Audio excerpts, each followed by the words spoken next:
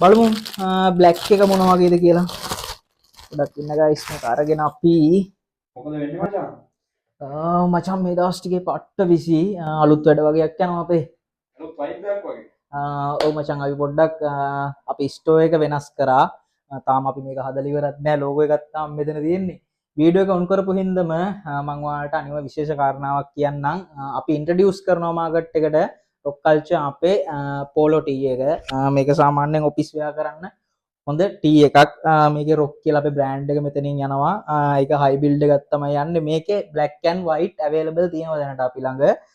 අද තමයි මේක මාකට් එකට ඉන්ට්‍රොඩියුස් කරන්නේ. බලමු බ්ලැක් එක මොන වගේද කියලා.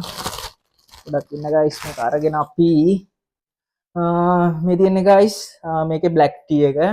මේකේ වයිට් එකෙන් තමයි හයි බිල්ඩ් එක ගිහිල්ලා තියෙන්නේ. මේ උඩට එම්බෝස් වෙලා තමයි වගේ මේක තියෙන්නේ. ඩියුරබිලිටි එක අනිවාර්යෙන් උග කාලයක් මේක තියාගන්න පුළුවන්. එහෙම ගැලවිලා යන ගතියක් නැහැ. එතකොට මේකේ මෙතනින් වයිට් ලයින් එකක් යනවා. ඒක අර වෙනම ලුක් එකක් ගේනවා ටී-ෂර්ට් එකට ඇඳගෙන යනකොට. මේ වගේ තමයි මේක තියෙන්නේ. බලන්න look at this guys.